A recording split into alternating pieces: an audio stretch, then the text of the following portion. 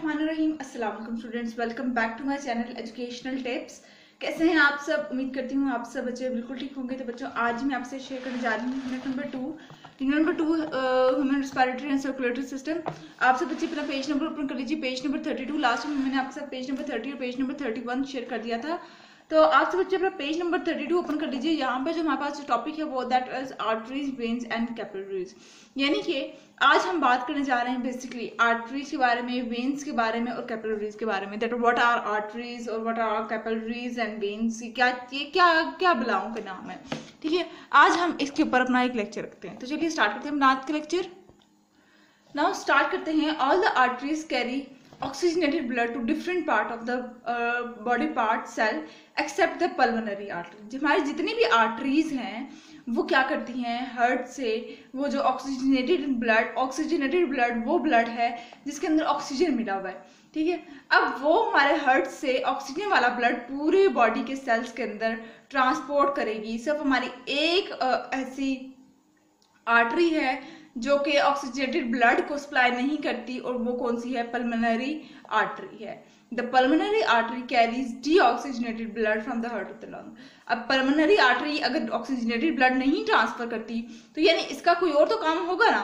तो वो क्या काम करती है? वो डीऑक्सीजनेटेड, बाकी आर्टरी सारी ऑक्सीजनेटेड ब्लड सप्लाई कर रही हैं, पूरे वो हमारी जो बाकी आर्टरीज हैं वो ऑक्सीजनेटेड ब्लड पूरी बॉडी के सेल्स तक लेके जा रही हैं। लेकिन पल्मोनरी आर्टरी का काम क्या है? डीऑक्सीजनेटेड ब्लड को हार्ट से लंग तक लेके जाना है। और फिर हमारे पास ऐसी बात, जब लंग तक जाएगा ब्लड तो लंग के अंदर जाकर उसने ऑक्सीजन मिला देना है, और कार्बन डाइऑक्साइड लंग खींच लेगा ब्लड से और ऑक्सीजन दे देगा उसको, और फिर वो वापस अपनी आर्टरीज का वापस वो इन आर्टरीज के अंदर आ जाएगा, और फिर वो ऑक्सीजनेटेड क्योंकि ब्लड हो जाएगा, ठीक है। समझ आ गया आप लोगों को? अच्छा, आगे देख लेते हैं। When the blood reaches the tissues the thick valid artery split into millions of tiny blood capillaries. अब वो कह रहे हैं जब हमारा ब्लड जो है वो टिश्यूज के अंदर जब चले जाता है तो हमारी आर्टरी फर्दर छोटी छोटी आर्टरीज के अंदर, यूँ कहते हैं फर्दर छोटी छोटी आर्टरीज के अंदर पहुंच जाएगा, और उन छोटी छोटी आर्टरीज को हम लोग क्या कह देते हैं? ब्लड कैपिलरीज का नाम दे दिया। These blood capillaries have wall that are only 1 cell thick.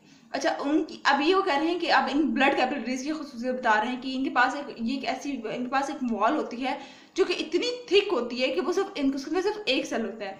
This make it easy to for the food for the dissolved food, oxygen and the substance to pass out of the blood and for the waste product to go into the blood, ठीक है जी। अच्छा, इस तरह से इसका क्या फायदा हो जाता है कि इसका इतना थिक होने का कि इसके अंदर ना ब्लड जो है ना वो ब्लड के थ्रू ऑक्सीजन है या फूड है या कोई और सब्सटेंस है, जैसे न्यूट्रिएंट वगैरह होते हैं हमारी बॉडी के अंदर, न्यूट्रिएंट्स वगैरह होते हैं, ठीक है। अब ये इजीली ब्लड के साथ बह जाते हैं, जबकि जो हमारे पास जितना भी वेस्ट प्रोडक्ट होता है ना वो इजीली ब्लड के अंदर ऐड होता चला जाता है। As the blood leaves the tissue, जैसे ही ब्लड जो है, अब ब्लड ने टिश्यू को छोड़ दिया, जैसे वो टिश्यू से भी निकल आया, the capillaries join up again to form veins. अब ये दोबारा सारी कैपिलरीज जितनी भी हैं ये सारी एक जगह पे इकट्ठी होंगी, और अब ये क्या बनाएंगी? अब ये वेन बनाएंगी। आप कुछ यूं समझ लीजिए, पहले यहाँ से आई थी, यहाँ से आर्टरीज आ रही थी, आर्टरी जैसे टिश्यू में गई वो फर्दर स्प्लिट होगी, फिर ये दोबारा सारी आर्टरीज एक जगह बनी मिली, तो अब इन लोगों ने क्या बना दिया? अब इन लोगों ने वेन बना दी, ठीक है। अच्छा, अब यहाँ पर तो आ गया वेन बन गई। अब इस वेन का काम क्या है? Which carry blood back to the heart. अब ये वाली ये जो वेन्स है ना, ये ब्लड को दोबारा से हार्ट के अंदर लेके जाएंगी। Except the pulmonary all the veins carry blood which has given up its oxygen is deoxygenated। अब ये जितनी भी हमारी वेन्स है ना वो सारी की सारी ब्लड को, वो ब्लड जो अपने ऑक्सीजन को रिलीज कर चुका है, जो हमें ऑक्सीजन अपने बॉडी के सेल्स को ऑक्सीजन दे चुका है, अब उसके अंदर ऑक्सीजन नहीं रही, वो अब हार्ट को अंदर वापस लेके जा रहा है ब्लड। सारी ये जो जितनी भी वेन्स होती हैं इन सारी वेन्स का काम एक ही होता है, सिर्फ एक एक्सेप्ट है। जैसे आर्टरी एक एक्सेप्ट आर्टरी थी जो कि पल्मोनरी आर्टरी थी, इसी तरह से हमारे पास पल्मोनरी वेन वो वेन है जो कि which carries deoxygenated blood from the lung to the heart. अब ये क्या करेगी? इसका काम क्या है? ये ऑक्सीजनेटेड ब्लड को, पल्मोनरी वेन क्या करेगी? ऑक्सीजनेटेड ब्लड को लंग से वापस हार्ट में लेके जा रही है। पल्मोनरी आर्टरी हार्ट से लंग में लेके जा रही थी ना, पल्मोनरी आर्टरी थी वो जो कि डीऑक्सीजनेटेड, और जो जब लंग के अंदर चले जाएगा, ये लंग है, यहाँ पर ब्लड गया, इधर से इसने ऑक्सीजन ली, अपने कार्बन डाइऑक्साइड रिलीज कर दी, अब ये वापस हार्ट के अंदर आएगा, तो वो हार्ट के अंदर ऑक्सीजनेटेड ब्लड आएगा। ऑक्सीजनेटेड ब्लड जब आएगा तो वो कौन लेकर आएगा? पल्मोनरी वेन लेकर आएगा। आर्टरी भेजेगी और वेन अंदर लेकर आएगा। ठीक है क्या ना, समझ लग गई? The wall of veins are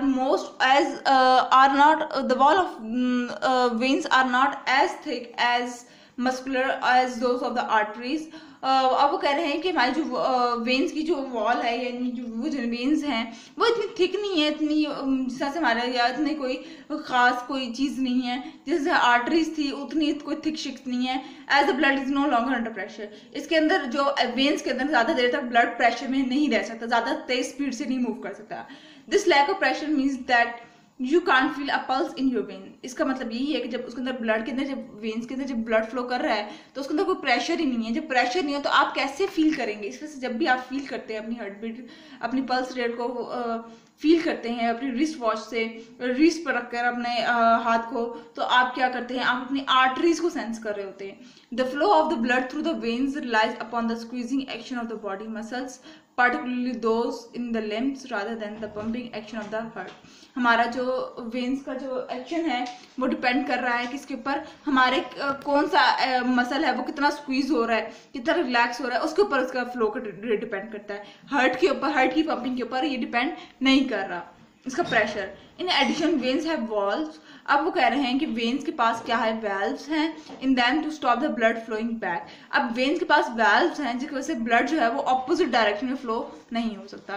फिर अब आ जाते हैं do you know when blood leaves the heart it is under pressure, i.e. it has been pushed out with a great force.